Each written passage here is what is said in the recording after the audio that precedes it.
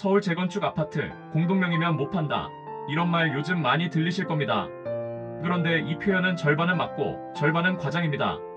핵심은 공동명이라고 해서 매매 자체가 막히는 게 아니라 공유자 각자의 요건 충족 여부에 따라 입주권으로 인정되는 지분과 현금 청산 지분이 갈라진다는 점입니다. 먼저 큰 틀부터 정리해보겠습니다. 서울 전역과 과천, 분당 등 경기 12곳은 현재 투기과열지구로 지정되어 있습니다.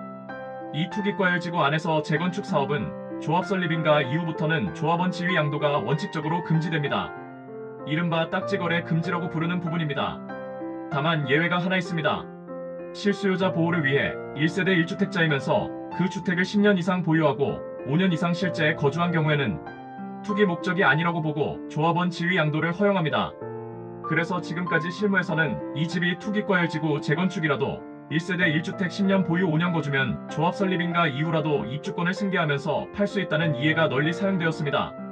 문제는 공동명의일 때 이 요건을 누구 기준으로 보느냐입니다. 2023년까지 국토교통부 유권 해석은 비교적 완화된 방향이었습니다.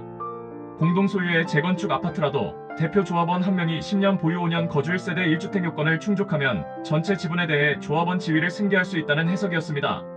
그래서 부부 공동명의, 자녀와의 공동명의, 상속 공동지분 등에서도 대표 한 사람만 요건이 되면 전체 지분이 한 덩어리 입주권으로 움직이는 것으로 봤습니다. 그런데 2025년 8월 대법원이 이 문제에 대해 정면으로 판결을 내립니다. 보도에 따르면 대법원 2025년 8월 14일 선고 2022-228230 판결에서 투기과열지구 내 재건축 조합원 지위 양도와 관련해 공유자 모두가 법에서 정한 예외 요건을 충족해야 조합원 지위를 인정할 수 있다는 취지로 판단했습니다. 요약하면 이렇습니다. 조합원 지위는 단순히 한 사람의 이름표가 아니라 각각의 지분에 따라 나뉘는 재산적 권리이고 따라서 공유자별로 개별적으로 요건을 충족해야 그 지분까지 입주권으로 인정된다는 논리입니다. 이 판결을 계기로 국토교통부는 입장을 바꿉니다. 2025년 11월 4일자로 투기과열지구 내 조합원 지위 양도 제한 관련 법령 해석 변경 공문을 서울시 등 전국 지자체에 배포합니다. 내용의 골자는 단 한 줄입니다. 이제는 대표 조합원 한 명이 아니라 각 공유자별로 예외 요건 충족 여부를 따로 판단한다.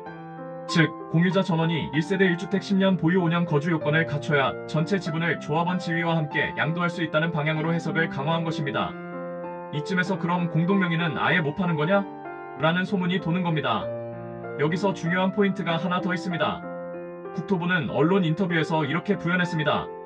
공유자 일부가 예외 요건을 충족하지 못해도 조합원 지위 양도 자체는 인정된다. 다만 예외 요건을 충족하지 못한 지분은 재건축 자산으로 인정하지 않고 감정평가를 거쳐 현금으로 정산한다. 정리하면 첫째, 공동명의라고 해서 매매 자체가 금지되는 것은 아니다. 둘째, 다만 예외 요건을 충족한 지분만 입주권으로 승계되고 요건 미충족 지분은 현금 청산 지분이 될 수 있다는 것입니다.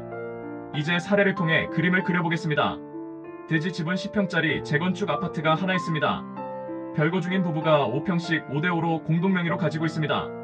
남편은 이 아파트를 12년 보유했고 그중 6년을 실제 거주했습니다. 1세대 1주택 요건도 충족합니다. 하지만 아내는 지방 발령으로 3년밖에 거주를 못했고 나머지 기간 동안은 다른 곳에 전입이 되어 있습니다. 이 물건을 제3의 매수인이 한 번에 매수한다고 가정해보겠습니다. 과거 해석대로라면 대표 조합원인 남편이 10년 보유 5년 거주 요건을 충족하니 전체 10평 지분이 하나의 입주권으로 매수인에게 넘어간다는 그림이었습니다. 하지만 지금은 다릅니다. 새로운 해석과 대법원 판례에 따르면 남편 지분 5평은 예외 요건을 충족하므로 그 5평에 대해서는 조합원 지위 양도, 입주권 승계가 인정됩니다. 반면 아내 지분 5평은 예외 요건 특히 5년 거주를 충족하지 못했으므로 이 부분은 재건축 자산으로 입주권을 인정해주지 않고 사업 종료 시점의 감정평가액을 기준으로 현금 청산 대상으로 처리될 수 있습니다. 결국 매수인은 10평을 샀지만 입주권은 5평에 해당하는 몸만 확보하는 구조가 되는 것입니다. 이 구조가 바로 지금 시장에서 지분이 잘려나간다, 공동명의면 입주권 반 토막난다는 표현으로 와전되어 돌고 있습니다. 상속 공동지분도 마찬가지입니다. 부모가 재건축 아파트를 오래 보유 거주하시다가 돌아가셨고 자녀 3명이 3대3대4로 지분을 나누어 상속받았다고 가정해보겠습니다. 도시 및 주거환경정비법 시행령 제37조 제1항은 피상속인으로부터 주택을 상속받은 경우 피상속인의 소유기간과 거주기간을 상속인의 기간과 합산한다고 규정하고 있습니다. 그래서 부모가 미리 10년 보유 5년 거주를 채웠다면 상속인도 그 기간을 합산해 예외 요건을 충족할 여지가 있습니다. 그런데 문제는 상속 이후 각 자녀가 다른 곳으로 전출하거나 다른 주택을 취득해서 1세대 1주택 요건을 깨는 경우입니다. 이때는 자녀 각각의 세대 보유 거주 상태에 따라 입주권으로 인정되는 지분과 현금 청산 지분이 나뉠 수 있습니다.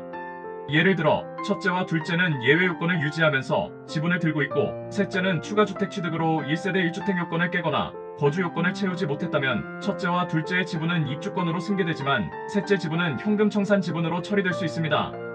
이처럼 같은 호수 안에서도 공유자별로 입주권이 되는 지분과 현금 청산 지분이 갈라지는 구조가 지금 새로 만들어진 판입니다. 여기서 한 가지 더 짚을 부분은 예외 요건 충족 시점을 언제 기준으로 볼 것인가입니다. 실무에서는 매매계약 체결 시점이면 되느냐, 아니면 소유권 이전 등기 시점까지 요건을 유지해야 하느냐를 둘러싼 논쟁이 있습니다. 이 부분은 판례와 해석에 따라 계약 시점 요건 충족 등기 시점에도 크게 변동이 없어야 한다는 방향으로 보려는 경향이 강하고, 실제 분쟁에서는 조합 설립인가 이후 양도 제한 규정 취지를 들어 보다 엄격하게 보는 사례도 있습니다. 따라서 실무에서는 계약 체결 시점에 요건을 맞춰두는 것뿐 아니라 등기 이전에 다른 주택을 추가 취득하거나 세대 분리를 통해 1세대 1주택 요건을 깨버리는 일이 없도록 관리하는 것이 안전합니다. 정리하면 지금 재건축 공동명의 이슈는 세 가지가 한 번에 겹쳐 있는 상황입니다. 첫째, 투기과열지구라서 원래 조합원 지위 양도 자체가 엄격하게 제한되는 구조. 둘째, 예외 요건 자체가 1세대 1주택 10년 보유 5년 거주로 상당히 높게 설정되어 있는 점. 셋째, 여기에 대표 1인 기준에서 공유자별 개별 기준으로 국토부 해석과 대법원 입장이 바뀐 점. 이제 실무적인 체크 포인트를 정리해보겠습니다.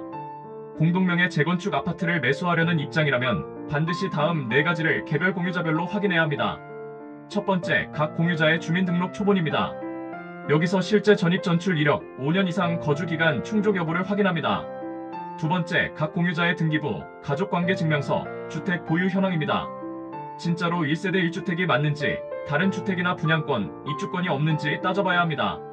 세 번째, 조합에 대한 사전 질의입니다. 해당 호수, 해당 공유구조에 대해 조합이 어떻게 조합원 지위를 인정하고 어떤 지분까지 입주권으로 보겠다는 입장인지 공문 또는 회신 형태로 받아두는 것이 가장 안전합니다. 네 번째, 매매계약서 특약입니다. 예를 들어 이런 문구를 생각해 볼 수 있습니다. 향후 조합 또는 관할 관청의 해석이나 대법원 판례에 따라 매수인의 입주권 인정 지분이 축소되는 경우 예외 요건 미충족 지분에 대한 현금 청산액과 입주권 기준 예상가액의 차액은 매도인이 부담한다. 또는 예외 요건 미충족으로 인해 양수인의 지분 중 일부가 현금 청산 대상이 되는 경우 그 손실액 산정 기준과 정산 방식에 대하여 당사자 쌍방이 협의하여 정한다. 이처럼 입주권 지분이 줄어드는 리스크가 누구 책임인지 사전에 명확히 쪼개놓는 것이 필수입니다. 매도자 입장에서도 마찬가지입니다. 공유자 중 누가 요건을 충족하고 누가 못 맞추는지 전입 이력, 세대 구성, 보유주택을 미리 정리하고 고지하는 편이 나중에 분쟁으로 번지는 것을 예방할 수 있습니다. 마지막으로 결론을 한 문장으로 정리하면 이렇습니다. 서울 재건축 아파트, 공동명의라고 해서 아예 못 파는 건 아닙니다. 다만 입주권은 예외 요건을 충족한 지분만 따라가고 요건을 충족하지 못한 지분은 감정평가 후 현금 청산 지분으로 밀려날 수 있습니다. 앞으로 투기과열지구, 재건축 공동명의 물건을 다룰 때는 대표 조합원 한 사람만 볼 것이 아니라 공유자 전원의 보유, 거주, 세대 상태를 각각 따로 검증하는 것이 실무의 새로운 표준이 될 수밖에 없습니다. 이 구조를 이해하고 들어가느냐, 그냥 공동명의라 위험하다더라 수준에서 피하거나 달려들 것이냐에 따라 수천만 원, 많게는 수억 단위의 결과 차이가 날 수 있습니다. 여기까지 시청해주셔서 감사드립니다.